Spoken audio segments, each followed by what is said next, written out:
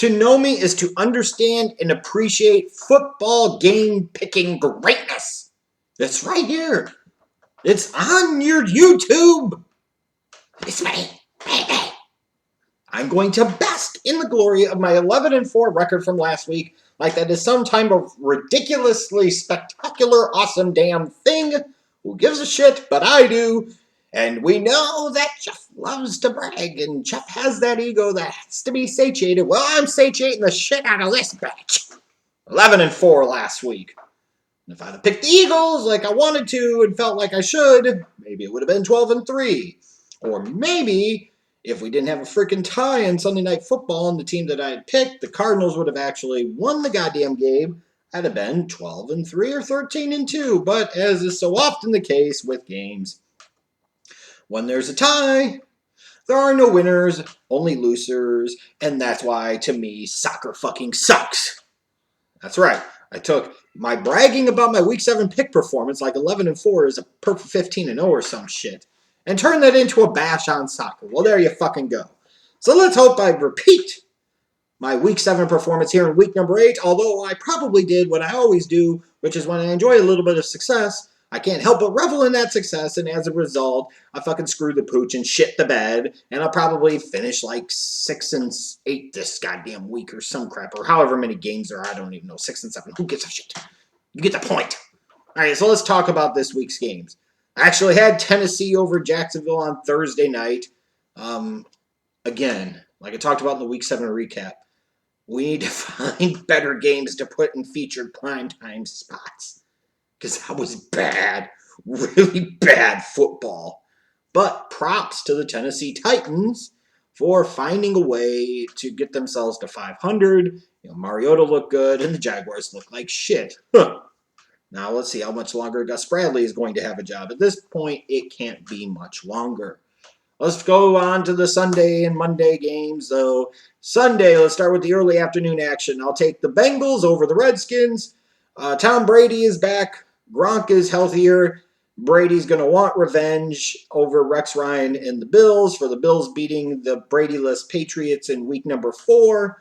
Now reality sets in for Rex Ryan. I know he probably is going to have his team ready to play because, again, this is a Super Bowl. And now that not only does he have to face off against Bill Belichick, but also Tom Brady, it's like gayness in the anus all over the place for Rex Ryan. But that doesn't mean that his team, who just lost to the goddamn Dolphins, is going to beat the mighty New England Patriots. So I will take the Patriots. Upset alert! Upset alert! Upset alert! The Cleveland Browns can't lose 16 games this year, can they? Can they? Can they? I think this is the week they get victory number 1. Call me crazy, but I'm going to take the Browns at home to beat the Jets. Boom! I said it. I'll take the Colts over the Chiefs. I'll take the Seahawks over the Saints.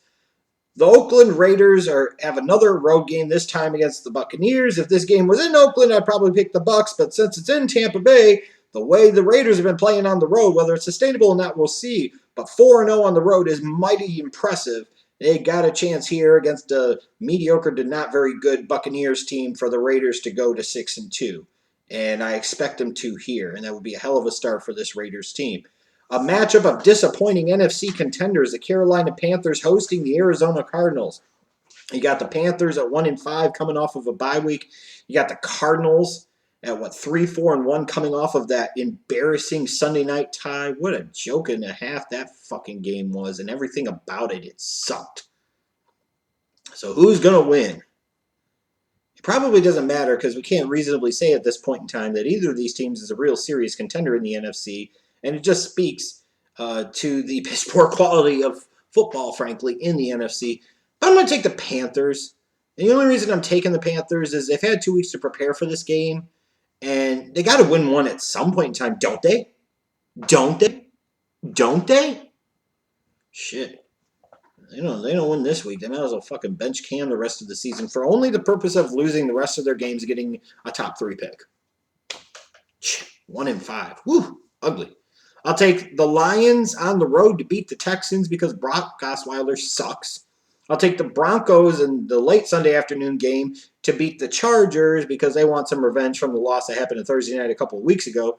The most interesting game of the week, I think, by far, is either Green Bay and Atlanta or Philadelphia and Dallas. I will touch on the Green Bay-Atlanta game. This hopefully will be a good one. Maybe becomes a bit of a shootout. Green Bay is going to have to find some type of running game because you were able to get away with Rodgers bombing it away against the Bears and using Ty Montgomery as a tailback. Are you really going to have that as a long-term sustainable offensive model for the next several weeks? I don't know. With that said, the Falcons defense still stinks no matter what anybody wants to believe. But the Packers defense is not great, and they're banged up in the secondary. I'd expect big days for guys like Randall Cobb and Jordy Nelson and also Julio Jones. Could be a shootout. I will take the Packers, though, because at the end of the game, I'll trust Aaron Rodgers more than I will Matt Ryan. Now, the Sunday night matchup, and arguably maybe the best pure game of the week, and I hope it delivers, and I expect that it should, will be the Eagles traveling to Dallas to take on the Cowboys. You got Carson Wentz versus Dak Prescott. This prime time Sunday night matchup, and now based off the way the Cowboys are playing, it's actually a legitimately earned spot on Sunday Night Football. So many storylines here. The Eagles coming off of that big win over Sam Bradford and the Vikings last week. They're sitting at 4-2. They win this game here. It puts them in a tie for first in the division, and they would have a tiebreaker actually over the Cowboys, so they technically would be in the league. For the Dallas Cowboys, this is a chance to sit there and give themselves a clear-cut 2-game advantage over everybody in the division.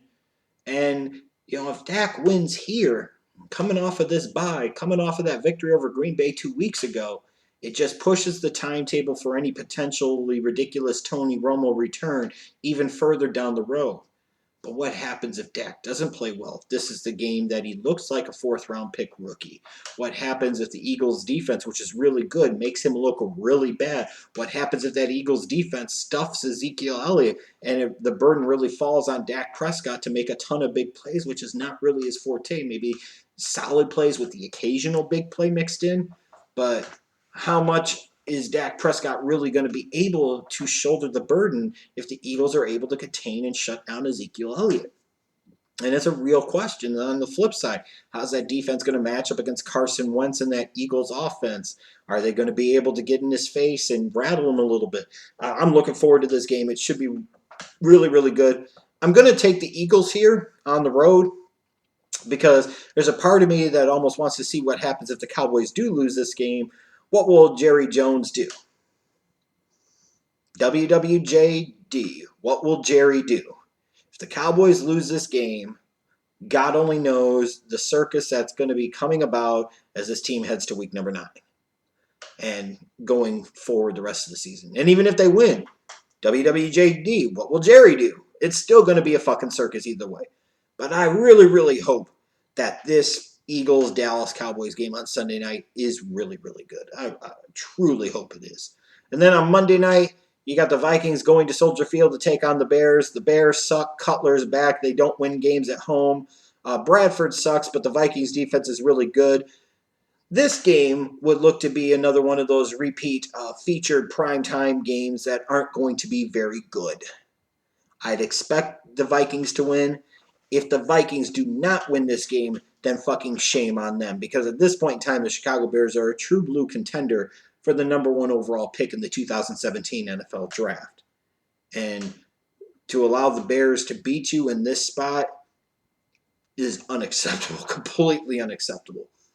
And let's be honest, most people in Chicago, unless they're Sox and Bears fans, they really don't care about the Bears right now because they're Cubs fans. They really don't care because this team sucks and the Cubs are battling it out in the World Series. I know I don't care much about the Bears at this fucking moment because they're a joke and a half. So maybe the Bears care more about the fucking Cubs in the World Series too. I don't know. So I'll take the Vikings here. Like I said, 11-4, whoop-de-woo. I am God of picking games. I was great last week. We'll see what happens this week. Guys, pick against me in the comments section. Talk to you.